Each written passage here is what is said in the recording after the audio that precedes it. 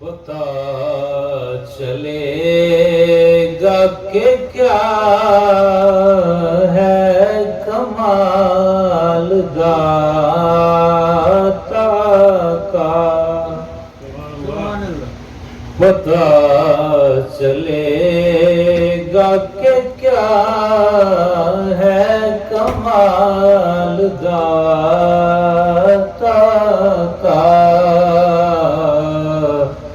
دعا میں واسطہ ایک بار ڈال داتا کا، دعا میں واسطہ ایک بار ڈال داتا کا،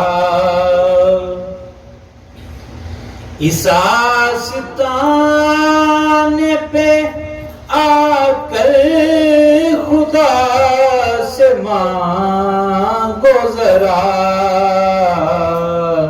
اگر جو دیکھنا چاہو کمال داتا کا، اگر جو دیکھنا چاہو کمال داتا کا، یہ شہر کیوں نہ عروس البلاد کہلائے، یہاں پہ فیض رساں ہے جمال داتا کا، یہاں پہ فیض رساں ہے جمال داتا کا، پتا چلے گا کہ کیا ہے کمال داتا کا، دعا میں واسطہ ایک بار ڈال داتا کا۔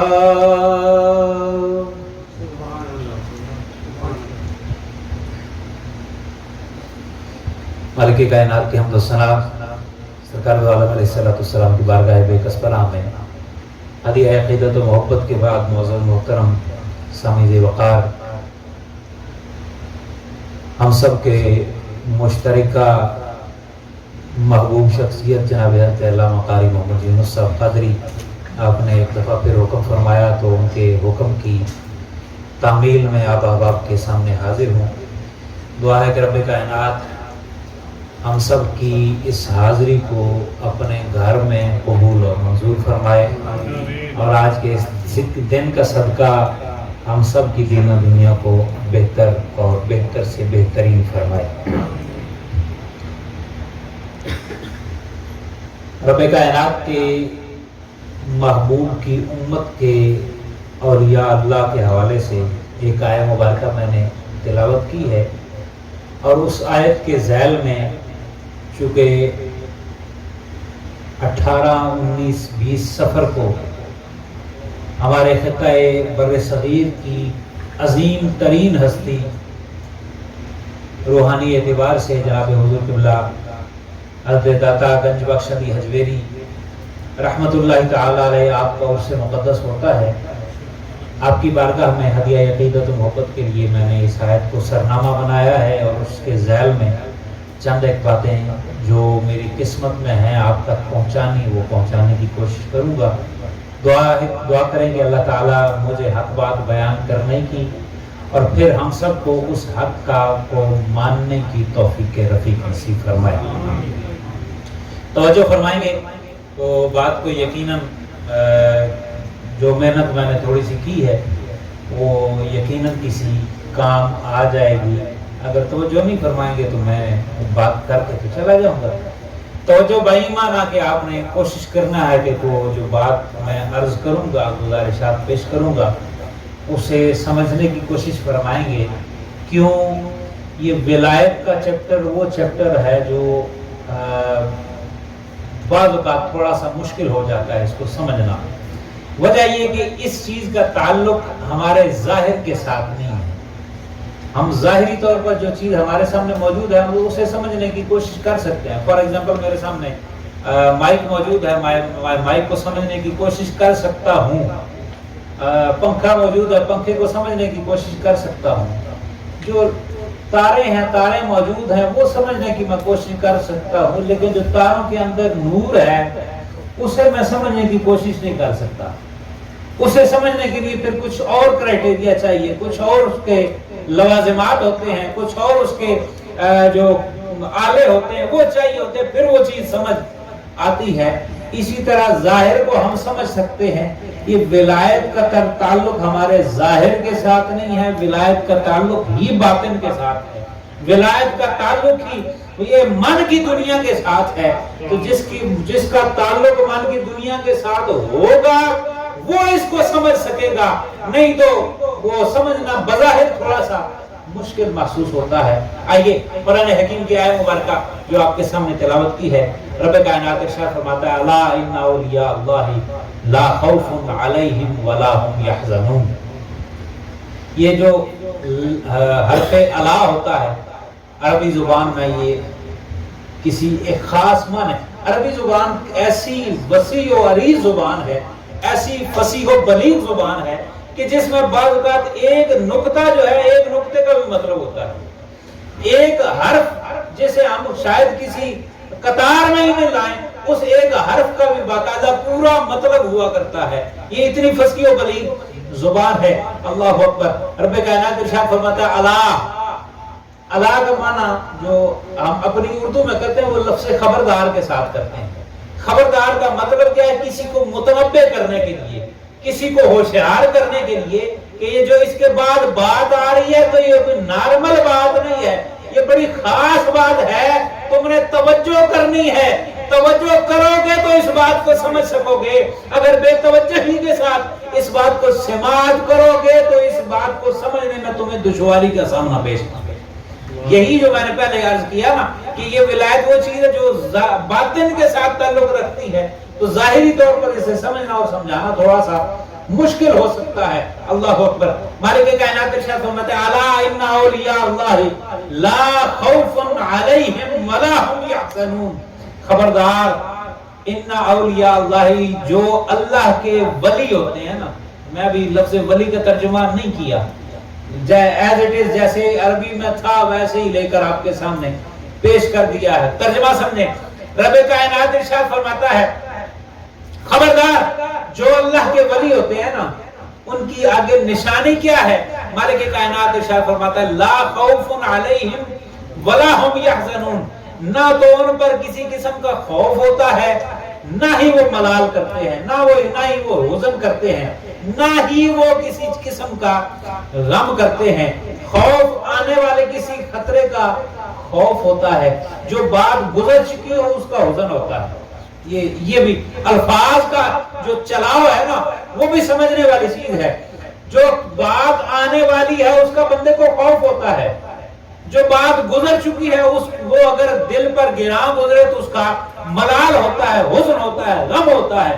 رب کائنات ارشاد فرماتا ہے جو اللہ والے ہوتے ہیں جن کی لو رب کے ساتھ لگی ہوئی ہوتی ہے, مالک کائنات ارشاد فرماتا ہے نہ انہیں آنے والے کسی چیز کا غم ہوتا ہے, نہ کسی گزرے ہوئے لمحے کا, نہ آنے والے کسی چیز کا خوف ہوتا ہے, نہ کسی گزرے ہوئے لمحے کا غم ہوتا ہے. کیوں؟ وہ دل میں یہ یقین رکھتے ہیں جو گزر چکا ہے وہ بھی میرے مالک کی طرف سے ہے, جو آنے والا ہے وہ بھی میرے مالک کی طرف سے. اور یہ بات یاد رکھیں اپنے یہ جو لائف ہم گزار رہے ہیں, یہ اس وقت جو پوزیشن جا رہے ہیں انتہائی سٹریسفل لائف, یعنی ہر بندہ ٹینشن میں ہے, ہر بندہ ٹینشن. جس کے پاس پیسہ ہے وہ بھی ٹینشن میں ہے, جس کے پاس نہیں ہے وہ بھی ٹینشن میں ہے, جس کے پاس ہے وہ سنبھالنے کی ٹینشن میں ہے, جس کے پاس نہیں ہے وہ کمانے کی ٹینشن میں ہے, جس کے پاس اچھی گاڑی ہے وہ بھی ٹینشن میں ہے کہ اب اس کے خرچے پورے کرنے ہیں, جس کے پاس نہیں ہے وہ اس ٹینشن میں ہے کہ اس کے پاس کیوں ہے. یعنی ہر بندہ ٹینشن میں ہے, یعنی کسی کے پاس ہونے کی ٹینشن ہے, کسی کے پاس نہ ہونے کی ٹینشن ہے. اس ٹینشن سے نجات کا قرآنی فلسفہ آپ کے سامنے پیش کیا ہے۔ رب والے جو ہوتے ہیں جن کا تعلق اللہ کے ساتھ ہوتا ہے، جن کا تعلق اللہ کے ساتھ ہوتا ہے، انہیں نہ خوف ہوتا ہے، نہ حزن ہوتا ہے، نہ ملال ہوتا ہے۔ کیوں؟ وہ رب کے دیے ہوئے پہ راضی رہتے ہیں۔ رب کے دیے ہوئے پہ راضی رہنا سیکھ لیا جس بندے نے، یقین جانے اس کو یہ سٹریس جو ہے اس کے نیڑے بھی نہیں آتی، اس کے قریب بھی نہیں آتی۔ وجہ رب نے اگر تھوڑا دیا اس پر شکر کرے، میرے مالک تیرا کروڑا فضل و احسان ہے، میں تو اس قابل بھی نہیں تھا، مجھ سے خوبصورت، مجھ سے پڑھے لکھے لوگ وہ اس کو بھی ترس رہے ہیں، میرے مالکہ تیرا شکر ہے کہ تو نے یہ بھی دیا ہے۔ تھوڑے پر شکر کرنا سیکھ جائیں، سکون کی دولت اللہ تعالیٰ عطا فرمائے۔ اور یہ بھی میں پلے سے نہیں کہہ رہا، آئیے اس پر بھی قرآن کی آیت اگر آپ نے ذوق کے ساتھ سن لیا تو قرآن کی آیت سے ہم سمجھنے کی کوشش کرتے ہیں۔ رب کائنات ارشاد فرماتا ہے لَإِن شَكَرْتُمْ لَأَزِيدَنَّكُمْ، لَإِن شَكَرْتُمْ لَأَزِيدَنَّكُمْ۔ ہر بندے کو وہ جو تھوڑا ہے اس کو زیادہ کرنے کی خواہش ہے نا، قرآن کا فلسفہ، قرآن کا وظیفہ اور قرآن نے جو ہمیں گائیڈ لائن دی ہے وہ کیا ہے؟ رب کائنات ارشاد فرماتا ہے لَإِن شَكَرْتُمْ لَأَزِيدَنَّكُمْ، اگر تم میرا شکر ادا کرو گے میں تمہیں اور زیادہ عطا فرماؤں گا۔ شکر کا کیا مطلب ہے؟ جو ہے نا اس پر راضی رہنا یہی شکر ہے، اس پر راضی رہنا یہی شکر ہے۔ اگر جو ہے اس پر بندہ راضی رہنا سیکھ لے، ایک تو قرآنی وعدہ ہے کہ اللہ تعالیٰ اور عطا فرماتا ہے، دوسرا بھی قرآنی وعدہ ہی ہے کہ بندے کو پھر غم اور اندو ہوتا ہی نہیں ہے، فکر ہی نہیں ہوتا۔ کیوں؟ اسے پتا ہے جو میرے مالک نے میرے لیے بہتر سمجھا ہے نا وہ مجھے دے دیا ہے، اسی پر راضی ہوں۔ میرا مالک بہتر سمجھے گا تو مجھے اس سے بھی زیادہ عطا فرمائے گا، اس سے بھی زیادہ۔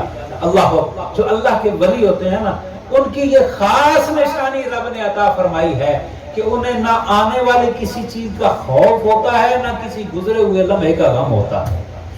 وہ جو آ رہا ہے انہیں پتا ہے جو میرے مالک نے ہمارے لیے بہتر سمجھا ہے وہ آ جائے گا، جو گزر چکا ہے۔ اگر کوئی دکھ تھا، تکلیف تھی، پریشانی تھی، کسی کی بے وفائی تھی، کسی کی صفاقی تھی، کسی کا ظلم تھا، کچھ بھی تھا، وہ جو رب والے ہوتے ہیں نا جن کی لو رب سے لگی ہوتی ہے وہ کہتے ہیں سن اے ربا تو جس حال میں راضی ہے ہم اسی حال میں راضی ہیں، جس حال میں تو رکھے گا ہم اسی حال میں خوش ہیں، ہم اسی حال میں راضی ہیں۔ یہ بات کب عطا ہوتی ہے؟ جس وقت رب کی طرف سے مہر ہو جائے نا، رب کی طرف سے مہربانی ہو جائے، رب اپنا بنا لے تو رب کی ذات اطمینان کی دولت عطا فرما دیتی ہے، اطمینان کی دولت عطا فرما دیتی ہے۔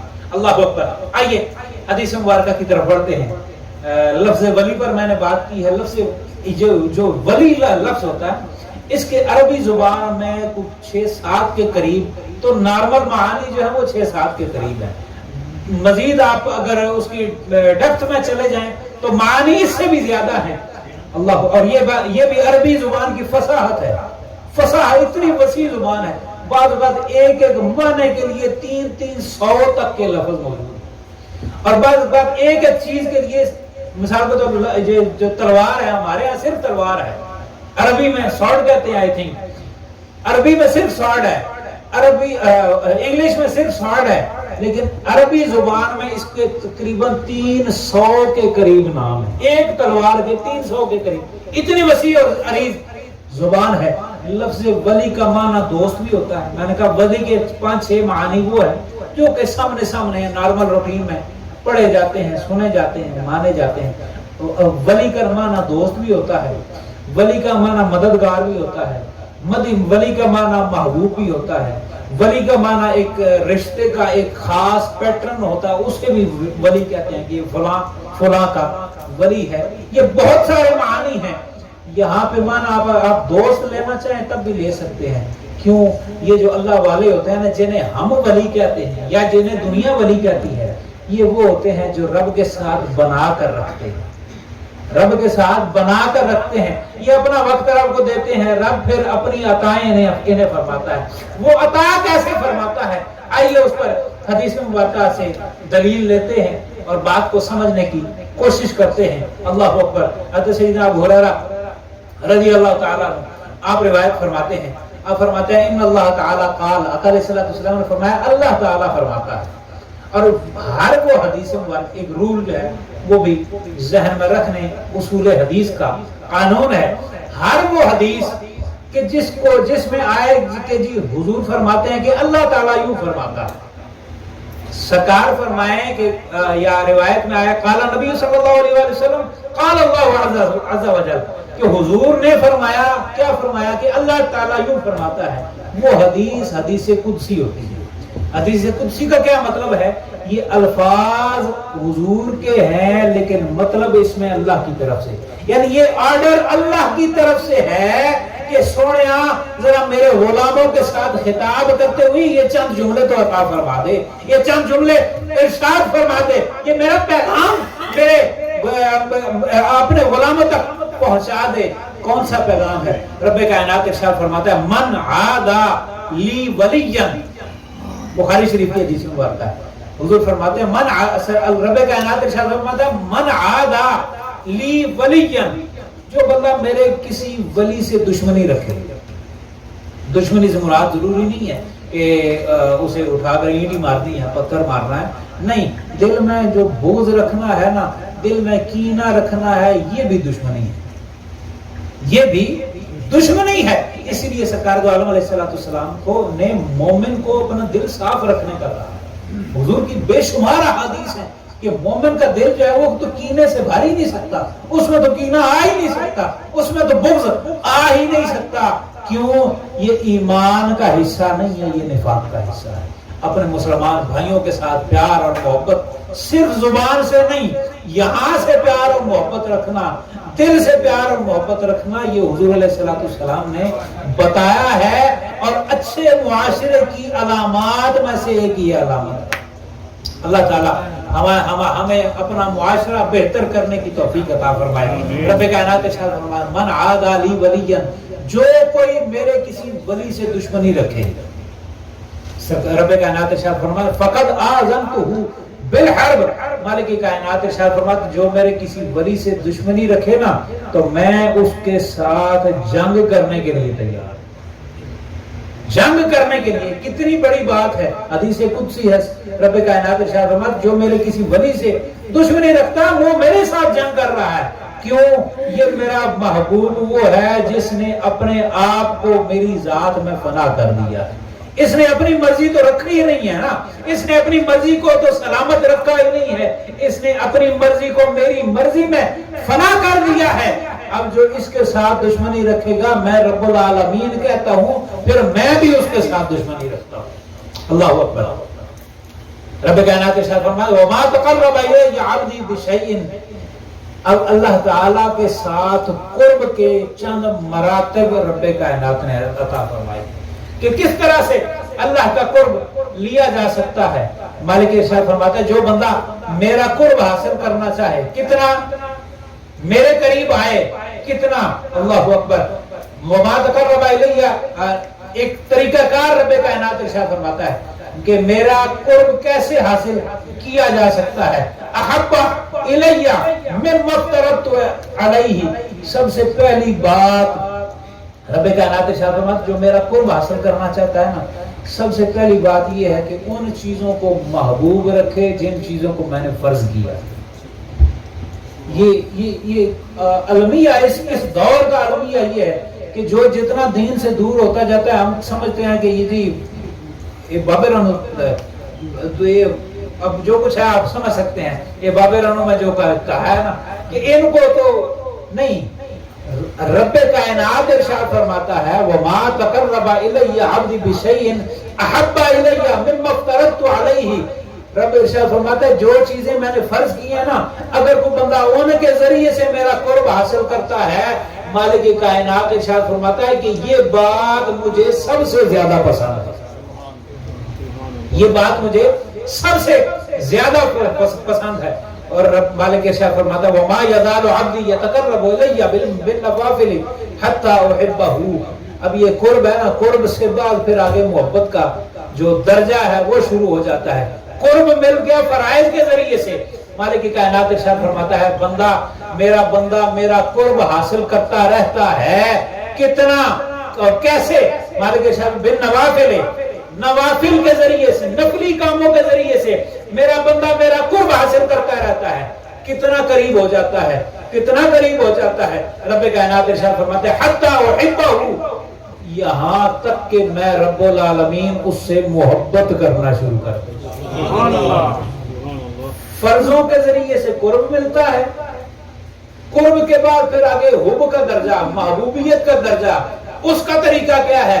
رب کائنات ارشاد فرماتا ہے جتنا بندہ نوافل کے نفلی کام، نوافل صرف 2 رکعتیں 4 رکعتیں نہیں، نفلی کام جتنے بھی ہیں، اور ان میں سے قلیل ترین کیا ہے؟ اپنے مسلمان بھائی کے ساتھ کھلے متھے کے ساتھ مسکرا کے ملنا، یہ بھی صدقہ ہے، یہ بھی نفل کام ہے. رستے سے کسی تکلیف دہ چیز کو ہٹا دینا، یہ بھی نفلی کام ہے. رب کائنات ارشاد فرماتا ہے کہ بندہ میرا نفلوں کے ذریعے سے میرا قرب حاصل کرتا ہے، ہر اچھا کام کرنے کی کوشش کرتا ہے.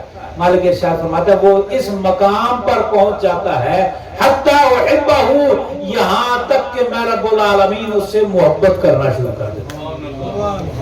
اللہ اکبر. فَإِذَا أَحْبَبْتُهُ، اب جب رب نے محبت کر لی، اب جب رب نے محبت کر لی، رب اپنے بندے کے ساتھ محبت کرنا شروع ہو گیا نوافل کے ساتھ، تو اب مقام کیا ہوا؟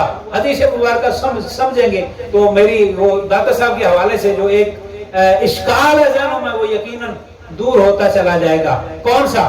حتی فَإِذَا أَحْبَبْتُهُ كُنْتُ سَمْعَهُ الَّذِي يَسْمَعُ بِهِ وَبَصَرُهُ الَّذِي يَبْصُرُ بِهِ. رب کائنات ارشاد فرماتے ہیں جب میں محبت کرنا شروع کرتا ہوں نا، جب میں محبت کرتا ہوں اپنے بندے کے ساتھ، مالک ارشاد فرماتا ہے یہ مقام بندے پر آ جاتا ہے، اس مقام پر بندہ پہنچ جاتا ہے کہ اب جن کانوں سے وہ سنتا ہے نا، یہ کان اس کے نیچے رہتے، ان کے اندر میری طاقت آ جاتی ہے، بندہ پھر میری طاقت کے ساتھ سنتا ہے، بندہ میری طاقت کے ساتھ سنتا ہے. اور اگر اس کا ایگزامپل دیکھنا ہو صحابہ کے موجودگی میں، صحابہ کے بعد کے دور میں، شارٹ الفاظ میں حضرت سیدنا عمر فاروق رضی اللہ تعالیٰ عنہ جماعت کر نماز پڑھ رہے ہیں، محراب کے اندر ہیں، وہیں سے آواز دیتے ہیں یا ساریہ الجبل. حضرت ساریہ کوسوں دور جہاد کے لیے گئے ہوئے ہیں، وہیں سے آواز دیتے ہیں اے ساریہ ذرا پہاڑ کی طرف توجہ کر، پہاڑ سے دشمن تجھ پر حملہ آور ہوگا. باقاعدہ حدیث کی کتابوں میں موجود ہے، حضرت سیدنا فاروق اعظم رضی اللہ تعالیٰ عنہ کی سیرت میں موجود ہے. یہ کیا ہے؟ یہ سرکار کے صحابی سے بڑا ولی کون ہو سکتا ہے؟ کائنات پوری کے اولیاء اللہ جو صحابہ کے تو قرب میں بھی نہیں پہنچ سکتے. تو حضرت سیدنا فاروق اعظم نے پریکٹیکل کر کے بتایا اب یہ زبان میری زبان نہیں رہ گی، یہ رب العالمین کی زبان ہے، یہ آنکھیں میری نہیں ہے، یہ مالک کی طرف سے عطا کردہ قوت ہے کہ میں یہاں مدینہ طیبہ میں کھڑے ہو کر ساریہ کو دیکھ رہا ہوں کہ اس پر دشمن حملہ کرنا چاہ رہا ہے. یہ ولایت کا مرتبہ ہے. پھر جب یہ مرتبہ مل جاتا ہے نا، پھر اللہ تعالیٰ اس بندے کی، یہ جو پہلے بندہ تھا، بندہ تو اب بھی ہے لیکن اس کی محبوبیت کا درجہ وہ ہے کہ رب کائنات ارشاد فرماتا ہے اب یہ میرے سامنے اس درجے پر پہنچ چکا ہے کہ اگر یہ مجھ پر کوئی اپنی طرف سے کوئی کہے نا جی سونا ربا یہ کام کر دے، اب اس کا مرتبہ میرے نزدیک وہ ہو چکا ہے کہ اب میں رب العالمین اس کی بات کو ٹالتا نہیں ہوں بلکہ اس کے کہے کو میں پورا کر کے دکھایا کرتا ہوں، کہے کو پورا کر کے دکھایا کرتا ہوں. اللہ اکبر. یہ فقراء ہوتے ہیں، یہ اولیاء اللہ ہوتے ہیں، یہ رب والے ہوتے ہیں. جو رب والے ہوتے ہیں نا، بابا اشفاق احمد صاحب نے کہا تھا کہ جس پر عنایت ہو نا، جس پر فضل ہو، کبھی اس کے ساتھ پنگا نہیں لینا. جس پر فضل ہو اس کے ساتھ کبھی پنگا نہیں لینا. کیوں؟ وہ جو بولتا ہے وہ اپنے بلبوتے پر نہیں بولتا، وہ اس فضل کی وجہ سے بولتا ہے. فضل والے کے ساتھ پنگا لوگے تو پھر کام خراب ہو ہی جائے گا. یہ جو اللہ والے ہوتے ہیں ان پر فضل ہوتا ہے، ان پر رب کا انعام ہوتا ہے، ان پر رب کا اکرام ہوتا ہے، ان پر رب کی عنایات ہوتی ہیں، جن عنایات کی وجہ سے یہ بعض کا کلام ایسے باتیں ایسے کر دیتے ہیں جو ہماری سمجھ سے بالا کار ہوتی ہیں. اللہ اکبر. حضرت داتا صاحب رحمۃ اللہ تعالی علیہ کی ہستی وہ ہستی ہے کہ جس ہستی کی بارگاہ میں حضرت خواجہ خواجگان خواجہ معین الدین چشتی اجمیری رضی اللہ تعالیٰ عنہ آپ نے چلہ کشی کر کے آپ نے ارشاد فرمایا تھا کہ گنج بخشے फैज आलम मजहर नूर खुदा नाकिसारा पीर कामिल कामिलारा रहनुमा। ख्वाजा अजमेरी इरशाद फरमाया था ये गंज बख्श, गंज का मतलब होता है खजाना, बख्श का मतलब होता है देने वाला। जब रब, ये जो हदीस मैंने बयान की है, जब रब इस मकाम पर पहुंचा दे फिर उसके बाद यकीनन इस बात में उसको कोई शक व शुबा नहीं रह जाता ना कि अल्लाह पाक ने अता फरमाया है। जब रब ने दिया है तो रब दे दिते विचों देना, ऐ जेड़ा तुसी दे रहे हो ना, ऐ जेड़ा तुसी दे रहे हो ये रब दे दिते विचों दे रहे हो। ये भी याद रखें।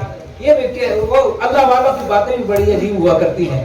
ये रब दे दिते विचों देना जड़ा ना, ये भी बड़ी एक वो अजमत वाली बात होती है। अगर बंदा रब के दिए हुए को रब का दिया हुआ समझे ना, फिर रब के रास्ते पर लगाते हुए बंदे को फिक्र नहीं होती। ये जो आप कर रहे हैं, अल्लाह ताला आपके रिज़्क़ में, मालो जान में बरकतें और तरक्कियां अता फरमाए। इस मस्जिद के साथ तावन यकीनन आपका हक बनता है, फर्ज बनता है। ये मस्जिद और इस दयारे गैर में ये अल्लाह ताला के क़ारी साहब को, इनके जमीर व फता को मजीद बरकतों से नवाजे। तमाम अहबाब मस्जिद की जो खिदमत है उसमें बढ़ चढ़ कर हिस्सा लें। बस बात को क्लोजिंग की तरफ लेकर जाता हूँ। ये जो अल्लाह वाले होते हैं, अब आइए अल्लाह वालों की एक दो बातें हम अपने वो क्या कहते हैं, अपनी तरबियत के लिए बात कोई समझने की कोशिश करते हैं। अल्लाह ताला अमल की तौफीक अता फरमाए। मालिक कायनात दाता साहब रहमतुल्लाह ताला अलैह, आपका उर्स मुक़द्दस इस वक्त जारी और सारी है। बरोज़ हफ्ता आखिरी दुआ है रात को। हम वहाँ पे हाजिर तो नहीं हो सकते, लेकिन कम से कम आपका फैजान है उसको तो हासिल कर सकते हैं। आपकी बातें को चंद एक, यानी चंद एक से मुराद ये कि आपने जो फक्र की जो विलायत है, विलायत को अपने अपने माहौल में हम फकीरी कहते हैं, फक्र कहते हैं। अब फक्र की तारीफ क्या है? दाता साहब रहमतुल्लाह ताला अलैह की जो किताब है कश्फुल माजूब, बहुत सारे बुजुर्गान दीन कहते हैं कि जिसको और कोई मुर्शिद ना मिले ना, अगर वो कश्फुल माजूब को अपना मुर्शिद मान ले तो ये कश्फुल माजूब उसे हक तक लेकर जाने का रास्ता बन जाए। यानी इतनी आला अरफा बातें जो है उसके अंदर मौजूद हैं। अपनी जुबान में पढ़ना और होता है, फिर किसी और जुबान में पढ़ना जाए उसका और जरिया बन जाता है। अल्लाह अकबर। फकीर क्या होता है? फकीर किसे कहते हैं? दाता साहब आपकी किताब कश्फुल माजूब से मैं एक दो बातें जो है वो आपके सामने पेश करके तो बात को, एक आध बात ही शायद हो सके, बात को क्लोजिंग की तरफ लेकर जाता हूँ। दाता साहब इरशाद फरमाते हैं लैसल फकीरु मन खला मिन ज़ाद इन्नमल फकीरु मन खला मिन मुराद। आप इरशाद फरमाते हैं कि फकीर वो नहीं होता जो मालो मता से खाली है। मालो मता से खाली का क्या मतलब है कि बंदे के पास कुछ ना हो, ना खान आस्ते, ना पान आस्ते, ना लान आस्ते, ना कुछ भी नहीं है। हम तो उसे फकीर कह देते हैं। फकीर वो नहीं होता कि जिसके पास है ही कुछ नहीं। दाता साहब इरशाद फरमाते हैं इन्नमल फकीरु मन खला मिनल मुराद। फकीर वो होता है जो लालच और तमा से खाली हो, जिसके अंदर लालच ना हो ना, जिसके अंदर तमा ना हो। दाता साहब इरशाद फरमाते हैं असल में तो फकीर वो होता है जिसके पास है ही कुछ नहीं, उसके पास है ही कुछ नहीं, उसने करना क्या है? अल्लाह अकबर। हकीकत ये है हो तब भी ना हो तब भी लालच और तमा जो है उससे जो बंदा बच गया उसे अल्लाह ताला फकीरी का एक मर्तबा अता फरमाता है। ये वही बात नहीं है जो मैंने पहले कहा, बंदा जो है उस पर शुक्र अदा करे, जो है उस पर शुक्र कर ले तो अल्लाह ताला मजीद अता फरमा देता है। अल्लाह अकबर। दाता साहब इरशाद फरमाते हैं लैसल फकीरु मन खला मिन ज़ाद इन्नमल फकीरु मन खला मिनल मुराद। आखिरी बात हज़रत यहया बिन मुआज़ राज़ी के हवाले से हज़रत दाता साहब ने लिखा है। अब फरमाते हैं अलामतुल फक्री खौफुल फक्र। फक्र की अलामत क्या होती है? फकीरी की अलामत क्या होती है? फरमाते हैं अलामतुल फक्री खौफुल फक्र। फरमाते हैं फकीरी की अलामत ये होती है कि बंदे को फक्र का खौफ लाहिक हो जाए। अब ये जुमला इंतहाई दो लफ्जों में जुमला मुकम्मल हुआ है। फकीरी की अलामत ये है कि बंदा फकीरी से खौफ खाए। ये क्या हुआ? ये हुआ फकीरी की अलामत ये है कि बंदा इस बात से खौफ खाए जो रब की बारगाह का कुर्ब मुझे अभी मिला है ना, कहीं मैं इससे फकीर ना हो जाऊं। یعنی یہ میرے سے چھوٹ نہ جائے، اس بات کا خوف رکھنا کہ رب کی بارگاہ میں اس وقت میں حاضر ہوں، یہ رب کی بارگاہ کی حاضری مجھے بار بار ملتی رہے، اس بار بار ملنے پر شکر ادا کرنا، اور اس بات کا خوف رکھنا سویا مالکہ اپنے در سے جدا نہ کرنا، اپنی بارگاہ سے جدا نہ کرنا، اپنی حضور سر بسجود ہونے سے جدا نہ کرنا۔ اس بات کا اگر خوف رہے، داتا صاحب ارشاد فرماتے ہیں اصل میں فقیری ہے یہ ہے کہ رب کی بارگاہ میں آ جانا، اس بارگاہ میں آنے کے بعد پھر اس بارگاہ کے ساتھ تعلق قائم رکھنا، اور اس تعلق کے ختم ہونے کا خوف لاحق ہونا، اصل میں فقیری یہ ہے۔